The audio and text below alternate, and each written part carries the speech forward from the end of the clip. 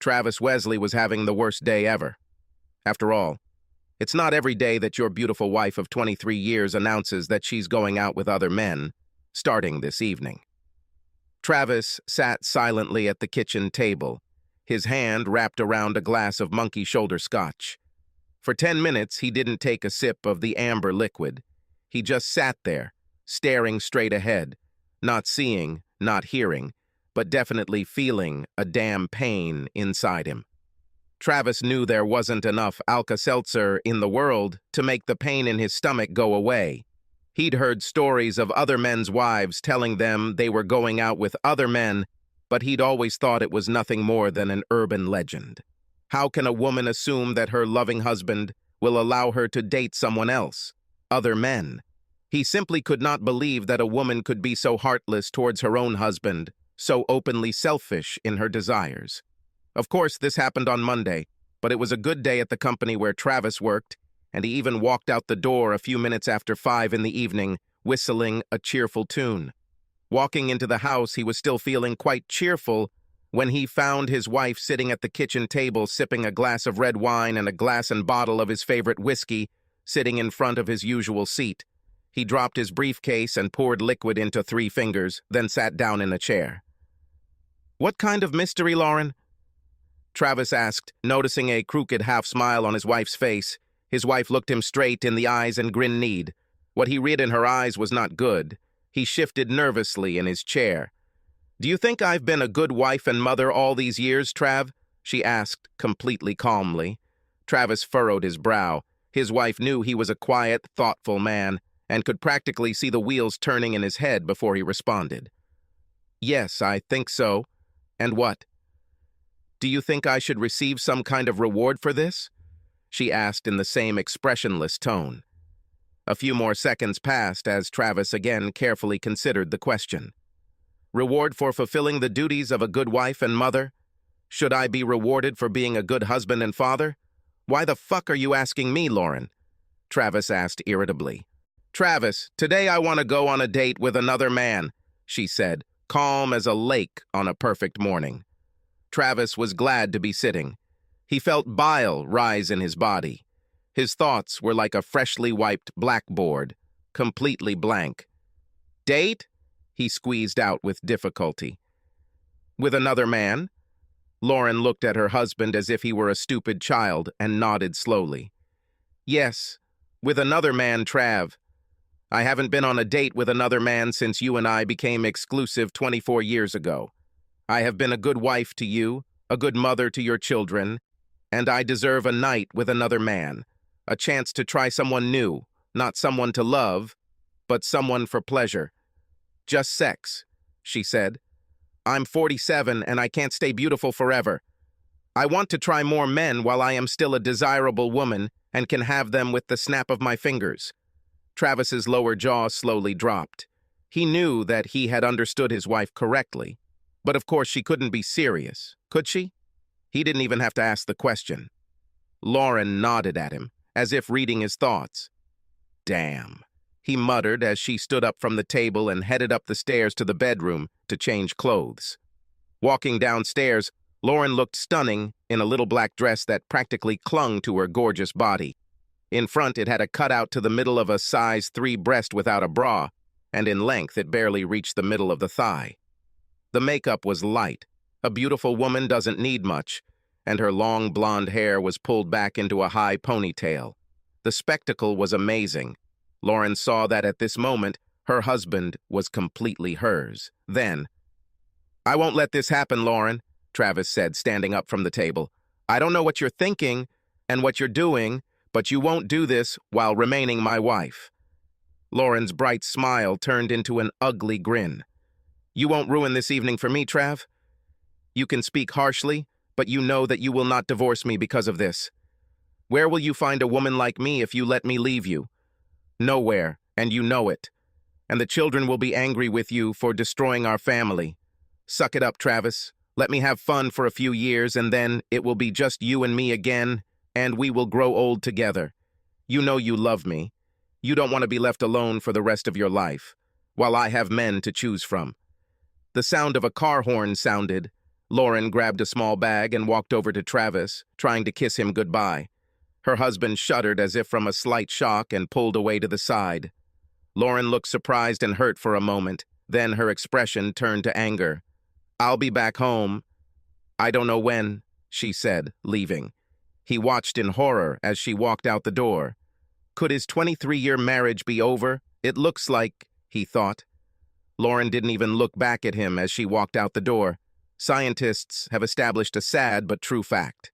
People with good looks have an advantage in life over their more ordinary peers. They make friends more easily, they receive more attention, and teachers are more inclined to give them better grades. In Lauren's case, it worked that way, and only got worse when she turned 13 and her breasts fully developed. She quickly learned that if she batted her eyes and smiled, she could get almost any boy she wanted. And for those boys who were playing hard to get, she simply puffed out her chest a little, and the deal was sealed. Like virtually every boy she came into contact with, Travis fell under Lauren's spell almost from the first time he met her. His family moved to the city the summer just before he entered 8th grade. He met Lauren on the first day of school and was quickly captivated. Travis was a good athlete and was popular with other students. He eventually plucked up the courage to ask Lauren out on a high school date, and she accepted. They became a couple and lasted until the first weeks of their junior year at the local high school, when Lauren dumped the young man in favor of Landon Estes Jr., who was a starter on the school's football team. Travis at that moment had a height of 1.63 meters and a weight of 50 kilograms, while Estes was 1.88 meters and 86 kilograms. Although his feelings were hurt, Travis accepted his fate. He knew Lauren was out of his league in terms of looks. Heck, most of the boys at school weren't in Lauren's league when it came to looks. Because Lauren was dating a football player, she hung out with the popular kids at school. Travis was one of the faceless minions roaming the hallways. He dated and became friends with selected students, but did not communicate with Lauren Somas during his school years. He noted that the few times she came face-to-face with him, she acted as if he were a complete stranger. The first time it happened, he was angry, but then he learned to accept it. By his senior year, Travis had grown 23 centimeters and gained 18 kilograms. He was a handsome and athletic young man, but he was far from Lauren. Of course, few were like that. He came to the prom with his attractive but not spectacular girlfriend. That evening they gave each other their virginity. Lauren was the prom queen, and her date was the prom king. They also had sex after graduation, but before this event she was far from a virgin. Sometimes she was manipulated, sometimes she was manipulated. Sex was always on the menu for any guy lucky enough to date Lauren. After high school, Travis attended Michigan State University to study accounting. During his 4 years of study, he dated several girls, but he did not have serious romances. Lauren attended Central Michigan University and majored in marketing. She dated and slept with a lot of men during her college years, including a marketing professor when she needed to turn a B into an A. After years of being the object of desire, Lauren had become very good at the game. By pure coincidence, they both got jobs in Grand Rapids after graduating from college. About a year after graduating from university, Travis and several of his work colleagues were enjoying a Friday night at a popular bar and restaurant when Lauren walked in with 2 women. All heads immediately turned to look at the striking woman in the short green dress with a low neckline. Lauren barely paid any attention to it because at that moment it was expected and she was used to it. "Who is this goddess?" Steve White croaked to the entire table of colleagues. Without having time to think about his words, Travis reflexively replied, "This, ladies and gentlemen, is Lauren Soames, goddess and your humble servant's 8th grade girlfriend." Every head at the table turned from the woman to Travis, many of them with their mouths open. "Have you met her?"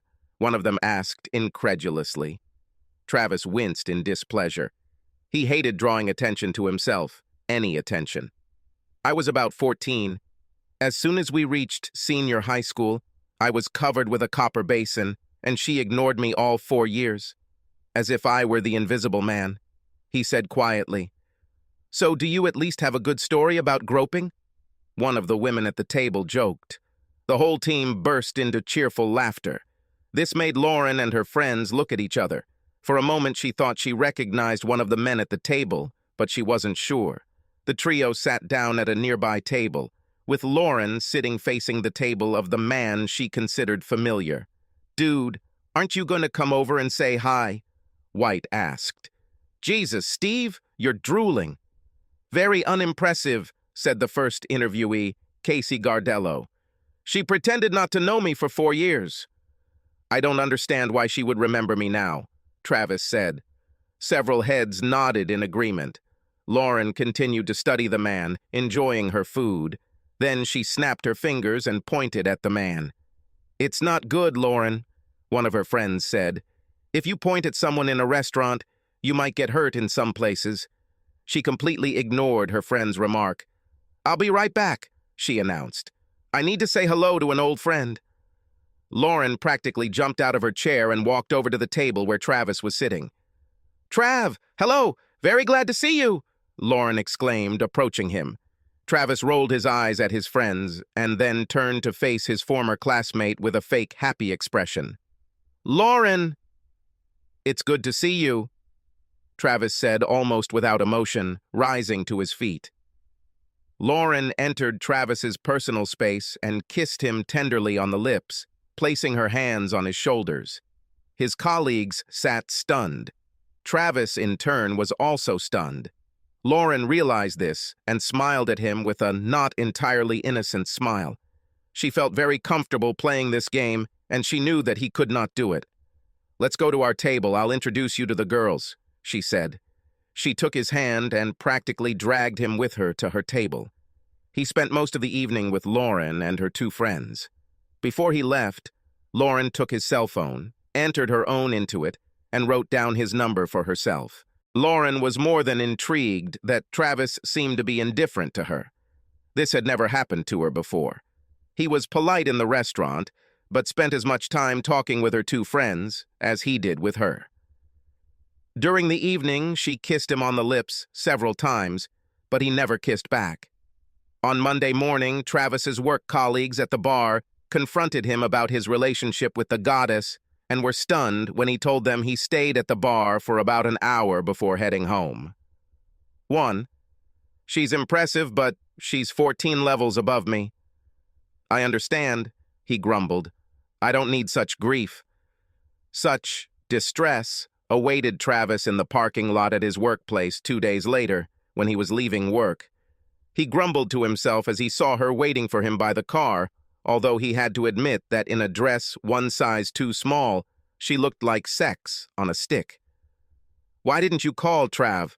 she asked in a quiet voice as he approached her. Travis tried his best not to widen his eyes as he looked Lauren up and down like a hungry man seeing his first meal in weeks. The low-cut top was unbuttoned all the way down to her cleavage, and the hem ended just about 5 centimeters below her crotch. "Damn it," he muttered to himself as she leaned forward to wrap her arms around his neck and press a kiss to his lips. He found himself defenseless as she pressed her body against him and his free hand wrapped around her body, reflexively grabbing her panty-clad buttock as her dress rode up.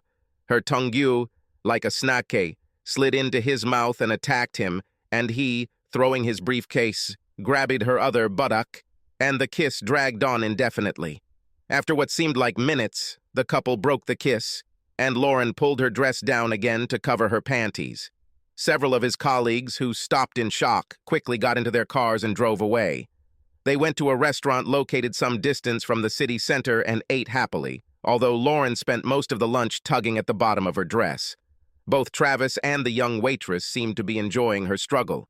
Travis was wary of Lauren, but he was only a man, and when a scantily clad goddess turns on her charm, he was toast, and the best he could hope for was to perform well in bed that night. "Oh my God," Travis whispered to himself, looking at naked Lauren for the first time. This woman was the goddess Travis had always imagined her to be. If this was going to be his only opportunity to give it his all, he had to be sure that he wouldn't miss his serve because lust would take over his feelings. Having had their fill, They lay face to face and looked into each other's eyes. Lauren smiled lecherously. "Apparently I screwed up big time a few years ago," she whispered. "You have amazing abilities. Who would have thought? If only I had known. We've lost several years, Trav." Lauren knew what was happening when it was right in front of her. Although Travis wasn't in her league in looks, he was still handsome, fit, and by the looks of it, had a good career ahead of him. He's also very good in bed. I thought she was talking to herself. Despite the fact that Travis had doubts about this woman, mainly related to her self-esteem, their relationship gradually improved. Her beauty is obvious, but he slowly fell in love with who Lauren was. I bought an engagement ring, but before proposing, they sat down and discussed their thoughts on fidelity. She had impressed him so far, but Travis wanted nothing left unsaid between them. "Obviously, I don't know much about your past." "I'm not going to ask about numbers or names," Travis said when they sat down at the table for a serious conversation. "What happened in the past will remain in the past. The same goes for me. But I need to know about the future. From now on, I want us to be exclusive.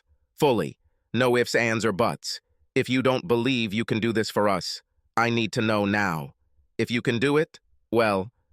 He placed a small black box on the table between them. Lauren looked straight into Travis's eyes, then back at the box. "I will never cheat on my husband. Never." Travis opened the box. "I will never cheat on my husband. Never." Travis remembered these words. Apparently, his wife does not consider this cheating, since she warned him in advance. He knew that wasn't true. She hoped that he would take it that way, because if he didn't accept it. Travis knew that Lauren had had many opportunities to cheat over the years, and as far as he could tell, she had rejected all of them, like a good wife should. She was a 10, a 12, and he considered himself a 6 at best. This left plenty of room for someone closer to her physical level to sneak into the house and make a statement. Assuming that she did not have an affair that he did not know about, then she lived for 23 years as a real wife. Travis knew he should be grateful for these years, but he wasn't. When he said, "I love you," he wanted it to be forever, and not a measly 23 years. In fact, not a week went by without Lauren receiving proposals from someone, not just men. She knew that she was not just beautiful. She is amazing, a rare goddess among simply beautiful women. When God created his wife, he had an exceptional day, Travis always said. At first, Lauren told Travis about it every time she was picked on, trying to be completely transparent. However, after a few years, Travis said that he trusted her enough that she didn't need to tell him everything. The only time he would want to know that she was being pestered is if the pester did not accept her first refusal. Then he will take the necessary steps to send the offender away. Travis, on the other hand, was rarely approached by women. This was partly due to the fact that he used his wedding ring almost as a shield. Within minutes of meeting the woman, Travis spoke in glowing terms about his wife and children, which usually extinguished any sparks that might have flared. He didn't even realize what he was doing, and most women shut down before they even had a chance to flirt. Lauren had no idea that her husband was turning off potential flirts, or worse.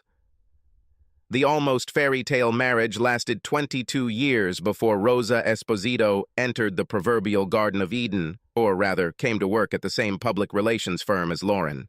In the words of a Bob Seger song, she was a dark-haired beauty with big brown eyes and big breasts. Men were attracted like a strong magnet attracts metal. In any other office, she would have been an alpha female, but at Superior Solutions, she became, at best, a faithful assistant to the sexiest woman on the planet. 42-year-old Rose had been married for 15 years. But, according to her own words, she was not a fan of it. She had several affairs with her husband's knowledge and several more without his knowledge. And she often shared stories of her adventures with Lauren. She was a very good storyteller, and in her stories, sex with most of her lovers seemed fantastic. "So you haven't tried anyone since you got married?" "You're just a rock woman, but I don't believe that you don't want this," Rose said one day at work during a coffee break. "Well, I'm not saying I'm not curious, but I would never cheat on Travis," Lauren said. In recent months, Lauren has noticed that she doesn't feel like she gets as much attention from men in bars and restaurants as she used to. More than once, she noticed that the looks that were previously directed at her were received by younger women and began to doubt her abilities to visually attract. Let's play the what-if game. What if hubby lets you try? What then? Asked Rose. Lauren's face showed that she had never thought about such a scenario before. The wheels in her head were spinning madly. I guess if I had permission, then it would be a completely different story, Lauren admitted with a mischievous grin. Have you ever thought about asking permission? Asked Rose. You know that everything worth having is worth asking. Lauren had never thought about this before. Her face lit up, then went dark. He will never give me permission. Never, Lauren said. Should I do everything for you? Asked Rose. Unspoken permission. Tell him, and then take what you want, regardless of his answer. Tell him that he loves you enough to let you do this, that you can get through this because it has nothing to do with love, that you love only him. Travis was awakened by the sound of a car approaching the house. Looking at his watch, he realized that it was a little after 3 o'clock in the morning. A glance at the bottle of Woodford Reserve showed that he had finished about half of it. Great evening, huh? He quipped to Lauren as she walked through the front door. Travis looked closely at the cliché his wife had become. Her hair was combed but tousled. Her makeup was missing. Her clothes looked rumpled. She didn't look remorseful, but smug. I could say the same to you, she hissed. You didn't have to wait, you know. I am going to sleep. And you? Maybe. But never again in this life with you. He snapped back. Lauren gave him a look of disgust and headed up the stairs. Travis poured 3 more fingers of bourbon into his glass and went back to watching ESPN. Travis spent the night in his folding chair, half sitting, half lying, his stomach grumbling. Around 9, he finally got up from his chair and made himself breakfast. While eating, I heard the shower turn on in the master bathroom. Under normal circumstances, Travis might have expected his wife to come downstairs in a robe and with her hair wrapped in a towel. This morning, she didn't come down for about an hour, and when she came down, her hair was dried, she was dressed and made up, looking impeccable as always. He expected nothing less. Did you happen to leave me something to eat? She asked. I made a big pot of coffee, but cooked the food yourself. And since you're dressed at home, I think now is the time to talk, he said categorically. Lauren was surprised by how emotionless Travis seemed.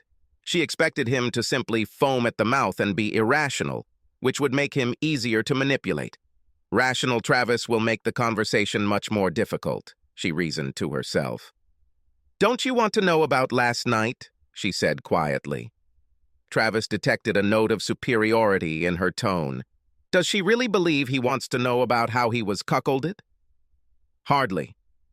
I want to know how you see our marriage moving forward, Travis said, his voice sounding no louder than hers.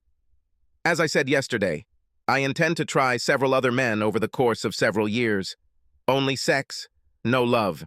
I only love you, but I want to try a few more men while I still have the looks and the body. I gave everything to you for 23 years, and I never had a thought about betrayal. I want the thrill of something unfamiliar. You're wonderful in bed, but I want some variety.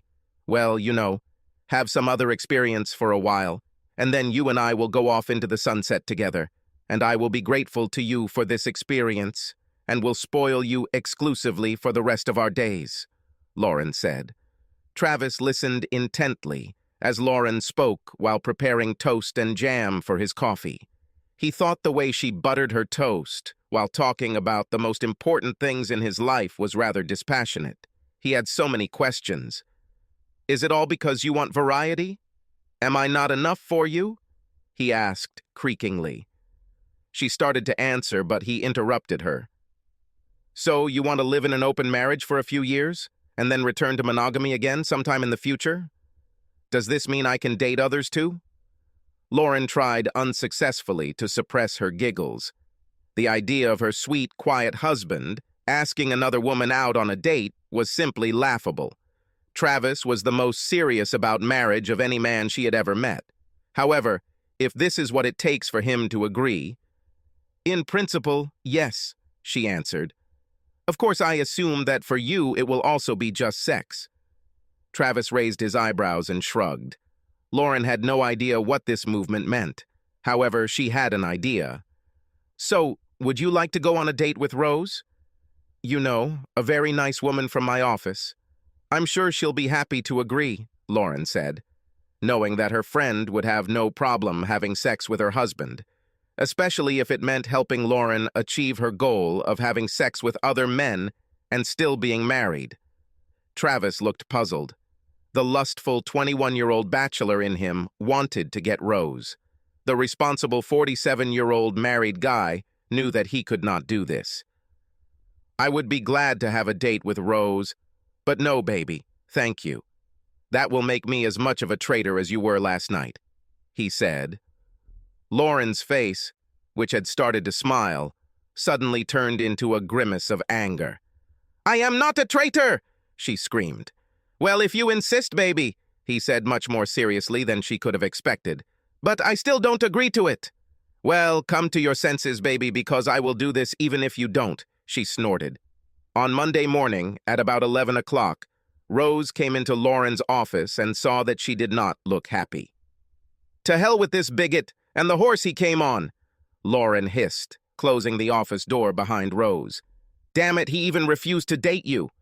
Rose frowned. I didn't know I was on the menu, but to hell with it. How could he refuse this? She said, stroking her body with her hands. How about a date? Did you have a good time or did Travis ruin everything? Asked Rose. The date was fantastic. Jonas definitely knows how to make a woman feel good, Lauren enthused. God, it's been so long since I felt another man. I definitely like the difference. Who do you think I should try next? They both laughed heartily. Lauren was encouraged by the fact that she was not immediately served with divorce papers. Since she and her husband had virtually no contact, she decided it would be wiser not to ask about his plans at all. Although he didn't tell his wife, Travis really didn't want to rush into a divorce. I hoped that she would quickly come to her senses and abandon her stupid plans to cuckold him.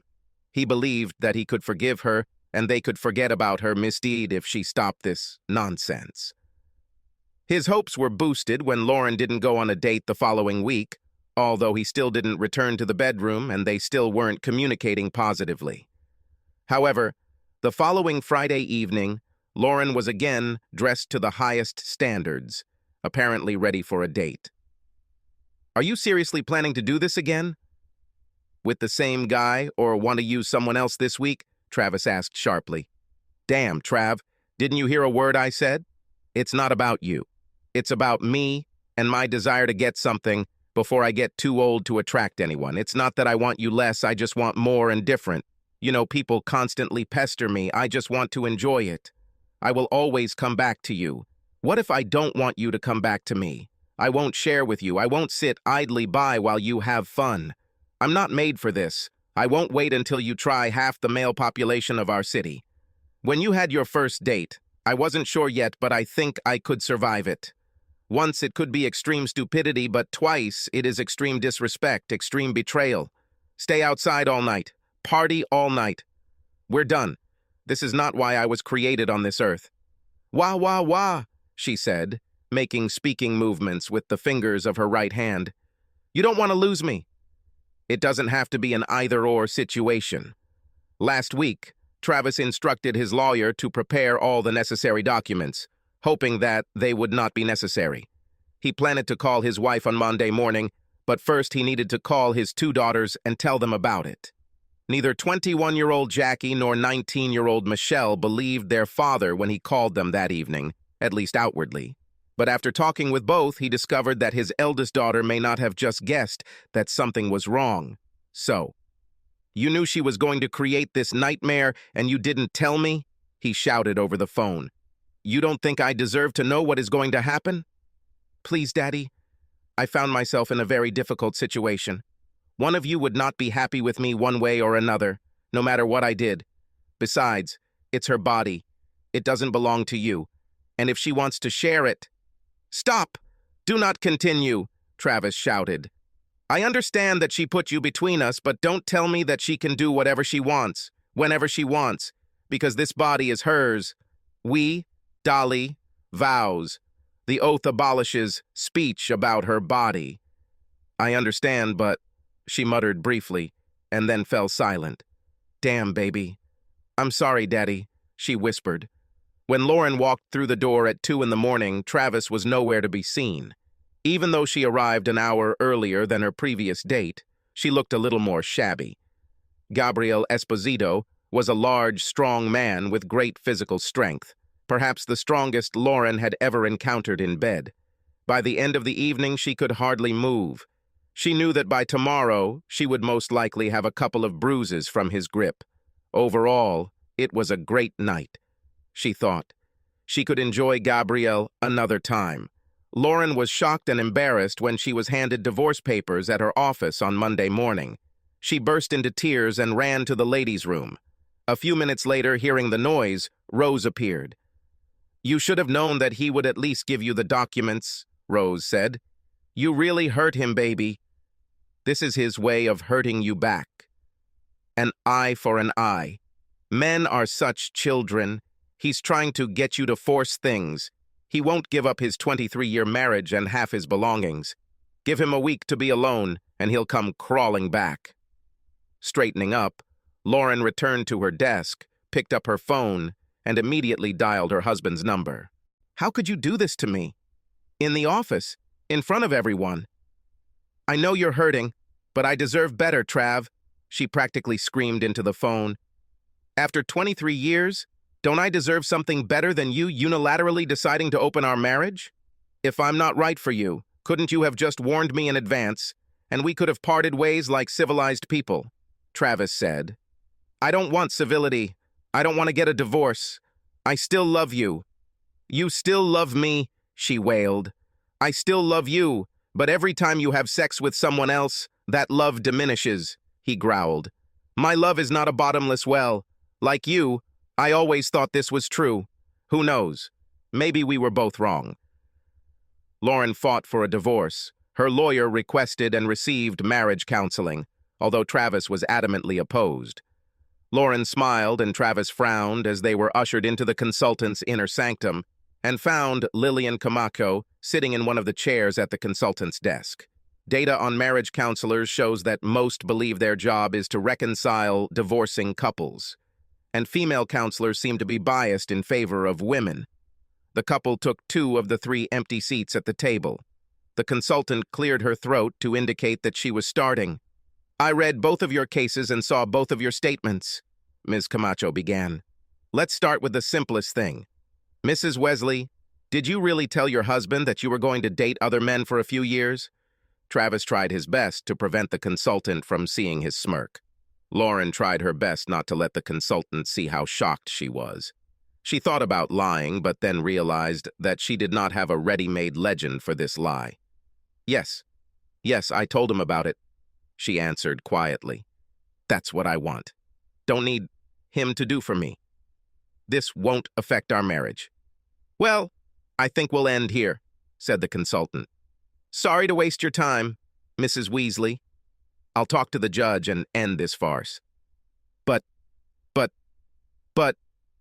Lauren began to stutter. Honey, if you thought for even a minute that what you did to your husband would work with me, then you are crazy. You should be ashamed of yourself. But obviously you don't have an ounce of shame.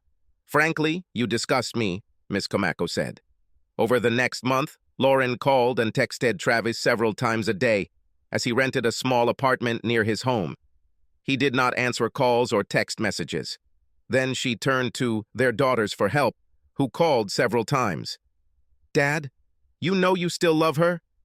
If she stopped dating other men, would you give her another chance? Michelle asked during one of these calls. So she still continues to do this, even after I served her? Travis asked in a trembling voice. He received only silence in response. That was all the answer he needed. Michelle didn't call again and didn't ask him to try again. Travis was surprised by how quickly word of his impending divorce spread, especially among single women.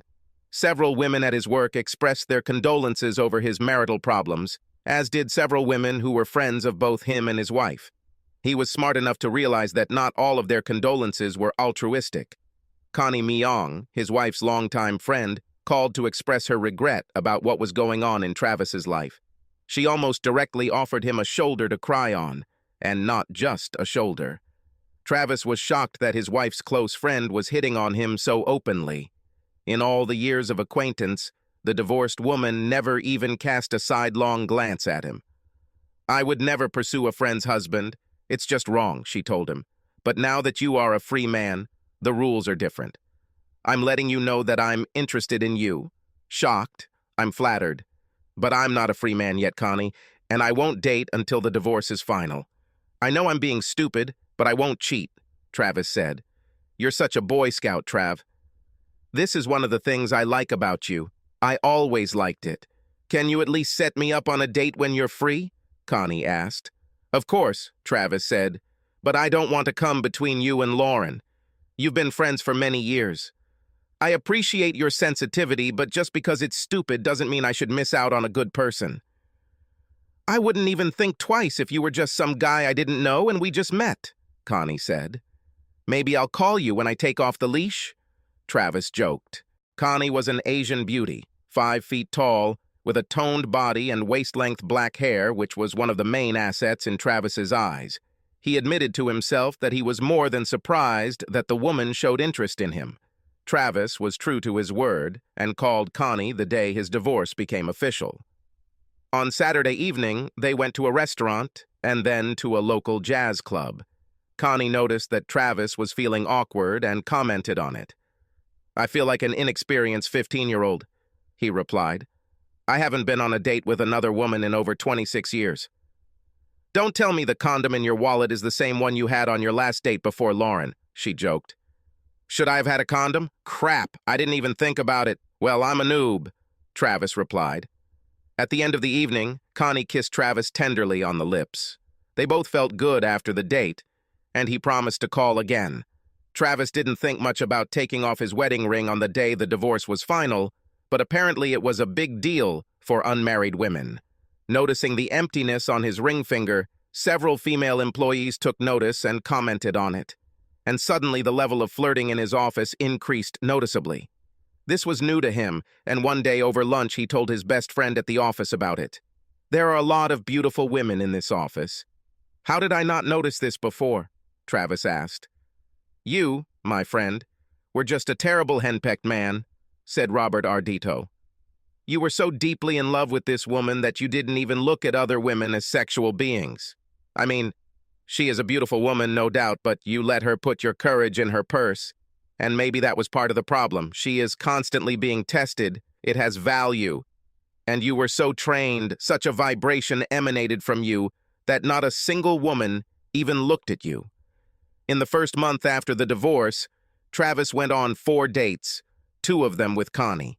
He hadn't yet managed to sleep with any of the 3 women he dated, but that wasn't his goal. In the second month, he was just as in demand and slept with 2 women. Travis's daughters, who have been in contact with their mother more than their father in recent months, have heard her constantly assert that while she can have virtually any man with just a snap of her fingers, their father is an ordinary man in his 40s who finds it difficult to even find a mate, not to mention a permanent girlfriend. They began to feel sorry for their father, and one Saturday morning, about 2 months after the divorce, they went to his apartment together unannounced. Travis was unhappy that he was woken up at 8:36, especially since he had entertained his companion until late the night before. Sonia, a busty, 25-year-old girl, was the daughter of a friend who needed a reliable gentleman for her wedding celebration. The evening went so well that the couple decided to end it at Travis's apartment. At that moment, she was sleeping in his bed when he opened the door in a robe. "What?" he asked, throwing open the door, and saw the smiling faces of his daughters, who were holding bags of bagels, smoked salmon, and cream cheese. "Hello, Father. Could your 2 beloved daughters come over for breakfast?" Jackie said as the couple entered the house. Travis kissed them both on the cheek and led them to the kitchen table where they emptied the bags they had brought with them. They were just putting away the bagels when Sonia came out of the bedroom, wearing one of Travis's white shirts, half-buttoned, and probably not wearing anything else. "Sorry. I didn't know you were expecting guests, baby," Sonia said. "Mom said that you are your own boss."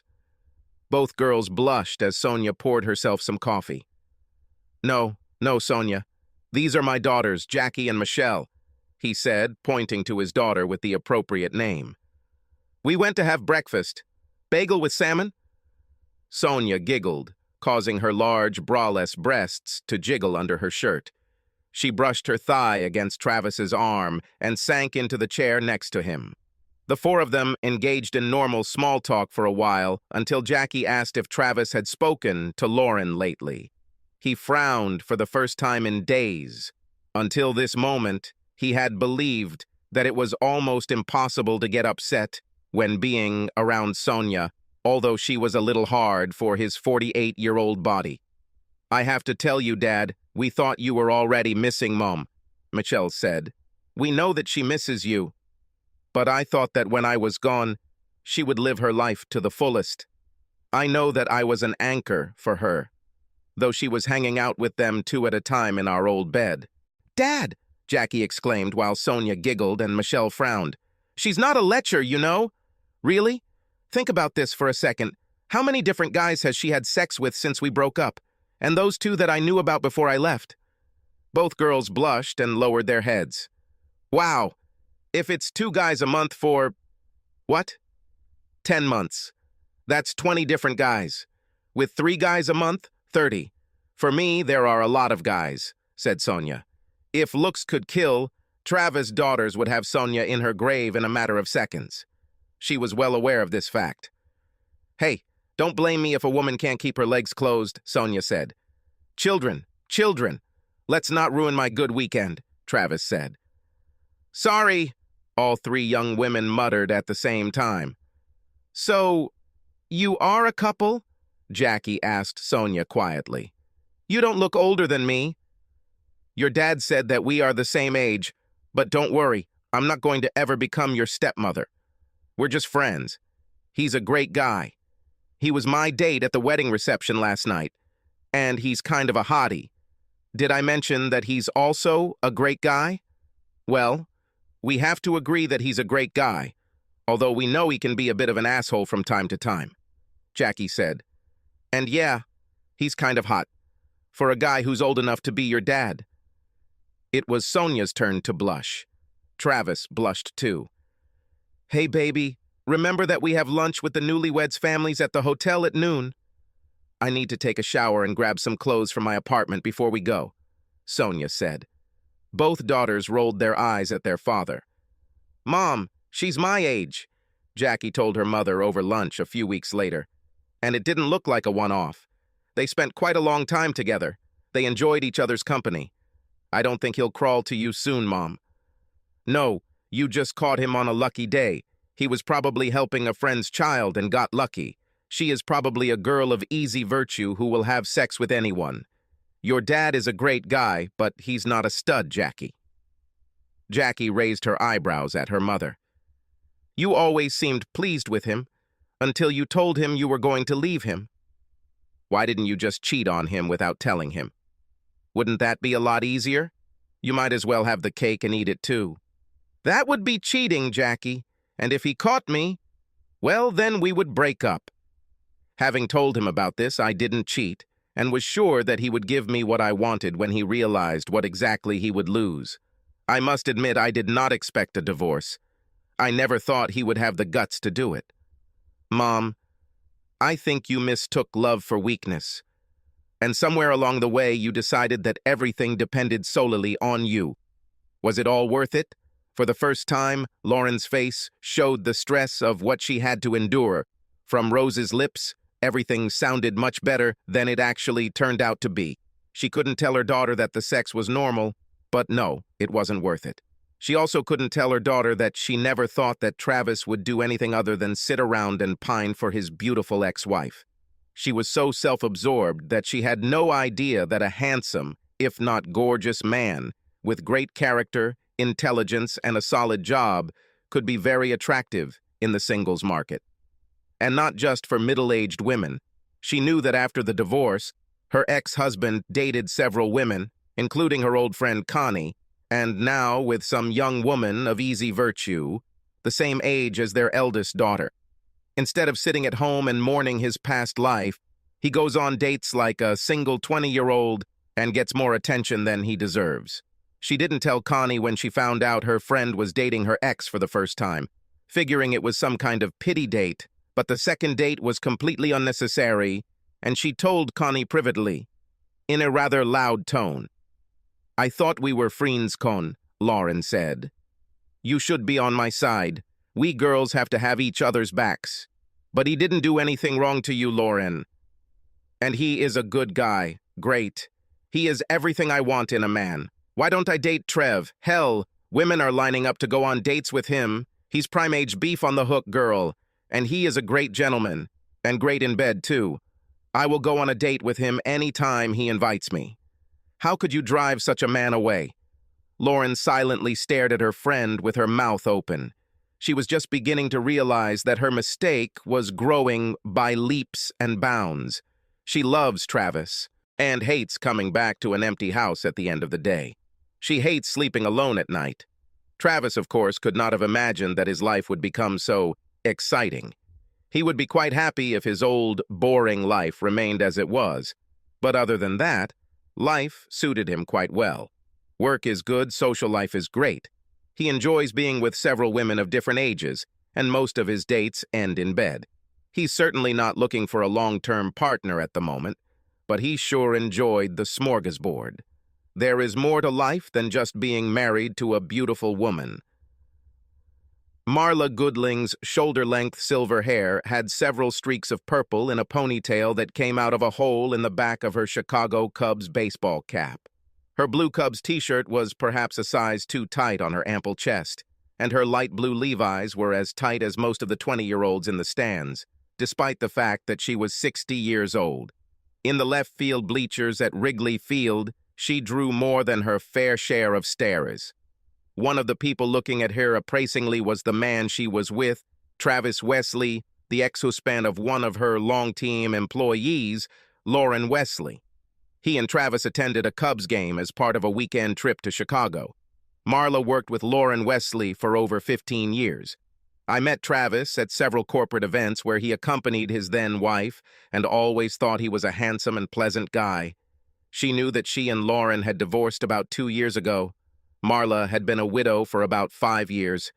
Her longtime husband had died in a car accident. During this time, she went on only one date, after which she decided to find out Travis's phone number. Yes, Travis remembered her. He thought it was hard to forget a woman who seemed to exude both style and beauty. He would like to go to dinner with her. "Absolutely," he replied. This was several months before this moment. The first date took place in an expensive restaurant, after which there was a concert at the Philharmonic, and tickets for the concert were provided by Marla. The evening ended with them kissing at the front door of her house. The second date was a Saturday hike on the trail, and the woman giggled several times when a clearly tired Travis had to take short breaks during the day. It appears she and her late husband were avid climbers and hikers, and although Travis thought he was in good shape, it turns out he was wrong. He also learned that Marla had a toned body for an older woman and mesmerizing gray eyes. The date ended with Marla and Travis making tender love on the rug in the living room of her home, after they had a steamy make-out session on the sofa. She intrigued him with her combination of wealthy class and girl-next-door freshness. Marla happily agreed when Travis suggested she spend the weekend sightseeing in Chicago as part of their third date. On their first date, Marla told Travis that she had no intention of telling Lauren that they were dating. If asked, she would not have denied it, but she was not going to advertise this fact. Marla also told Travis that Lauren told her co-workers that she and Travis were getting a divorce due to irreconcilable differences. Travis told Marla the same story he told everyone else. Lauren had cheated on him with at least 2 different men. He didn't elaborate further. In the 2 years since his divorce, Travis has developed several strong relationships and enjoyed what he considers an amazing sex life. All of his partners had a good opinion of him, and some of them hoped that they would be considered when Travis decided to trust women again and get married. Lauren worked in a different direction. As she told her then-husband before their first date, she was simply looking for sexual satisfaction, while she still had the looks to attract almost any man. She was not looking for an emotional relationship, like most of her partners. This major difference between the two ex-partners will be a problem for Jackie. She and her mother were deep in preparations for the upcoming wedding, which her father was happily paying for, when Lauren told her daughter that she thought both parents should attend the wedding unaccompanied so there would be less tension. Jackie quickly agreed with this idea and conveyed it to her father that same week when they chatted over lunch. "Does this brilliant idea come from you or from your mother?" Travis asked sternly. "I plan to bring a lady with me. I'm paying for this holiday, and I'm going to have a lot of fun with the one I bring.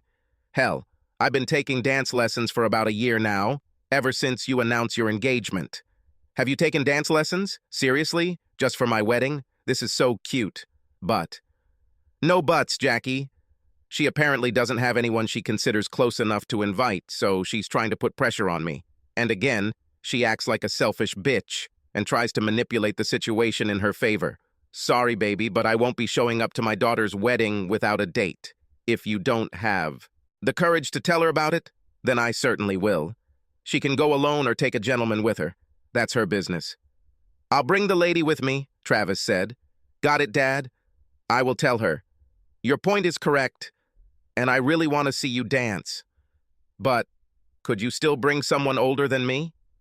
"I can do this, baby, but you really should watch how Sonia and I dance." Travis smiled widely and received a wide smile in response.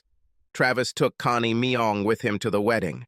Travis thinks she looks great in the sea green dress she bought and he paid for. They quarreled because he bought this dress. Travis explained to the woman that since he was the father of the bride and would be wearing a tuxedo, she needed a new dress, which he would be happy to buy. "And yes, I understand that it also requires shoes," he told her with a wide smile on his face. Walking his eldest daughter down the aisle was one of the greatest and worst experiences of Travis's life. All the other fathers who had told Travis it would happen had hit the mark, he noted to himself. Still, it was a wonderful day, he had to admit. He, Connie, and his children had fun and danced until late at night. The only moment that caused discord on this day was the appearance of his ex-wife with her own gentleman. Not that Travis cared, but the guy spent most of the first part of the wedding smirking at Travis, and then most of the second part staring and groping several women like an obnoxious drunk, at least until Jackie asked for her mother to remove the guest. Lauren, clearly embarrassed, apologized profusely and quickly ushered the man out the door. Before leaving with her date, Lauren still took the time to follow Connie into the women's restroom. "You're the bitch who stole my man," she said to Connie when they were in the toilet. "I'm sorry, but I've never stolen a man from anyone," Connie answered. "He divorced you before we even started dating. You have no one to blame for this divorce but yourself. You threw away a great man for cheap sex." Lauren's face turned purple. Her eyes, which had initially been staring intently at the other woman, suddenly dimmed. She lowered her head and stood motionless as Connie walked out the door. Connie never said a word to Travis or the family because she didn't want to ruin their special day. A few months after the wedding, Michelle visited her father and seemed restless. Travis watched her for a moment before asking the question. "Okay, Mitch, what's going on? You've been kind of nervous all evening." Michelle blushed deeply and began to stutter. Travis knew something was very wrong. Dad, you know, Mom talks about getting back together with you from time to time. About how she will win you over when she stops having sex with other guys. You two didn't have sex or anything, did you?" she asked. "My sex life is none of your business, young lady," Travis snapped.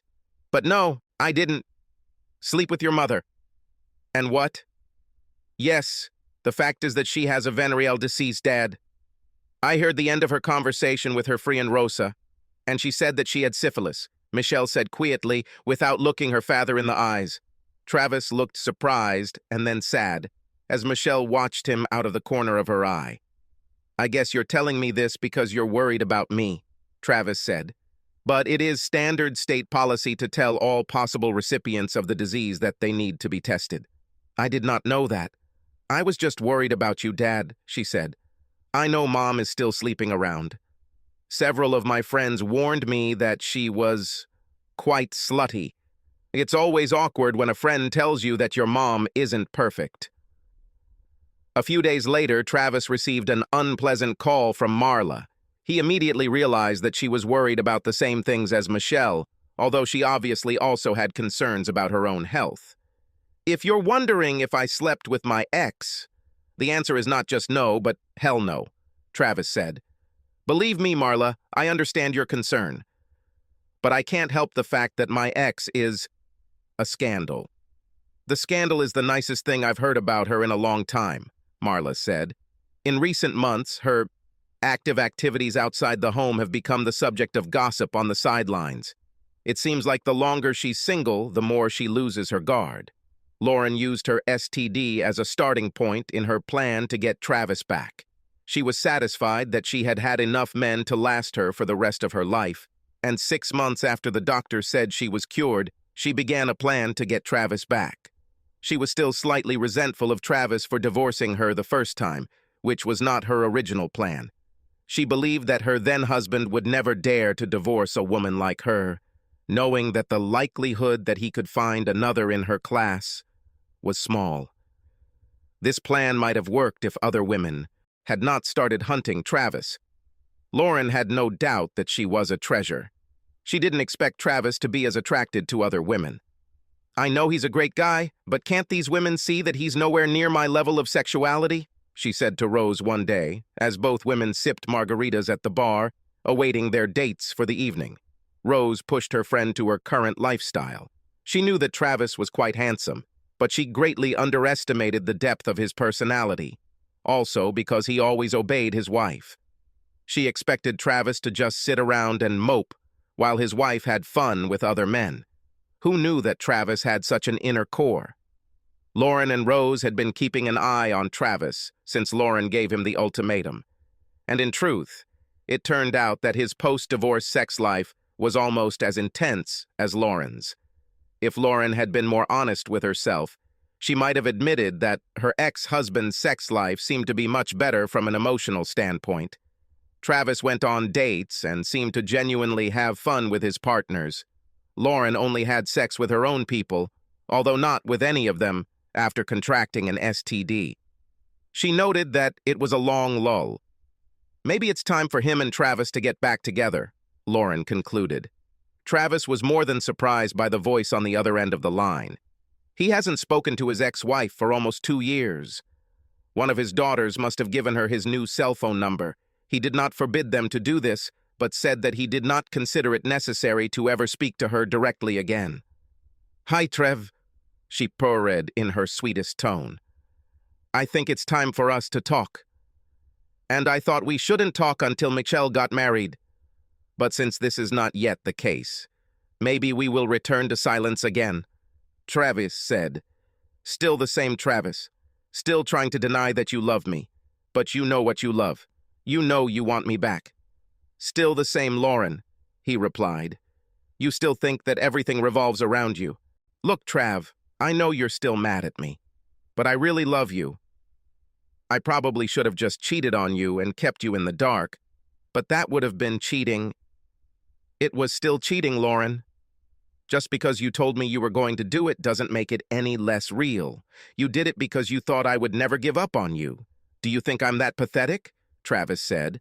I know you think you're a 10, hell, a 12, but more than that, you're gorgeous. I don't have to live in your shadow. As the last few years have shown me, I am not just the husband of a beautiful woman. Other women want what I have to offer and are willing to repay me emotionally. My last few years have been absolutely wonderful. Why would I want to date a selfish woman again who clearly doesn't respect me?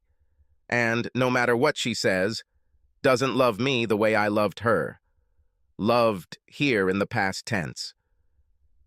After disconnecting, Travis put down the phone and turned to the woman next to him. "Are you ready for the second round?" he asked Sonia.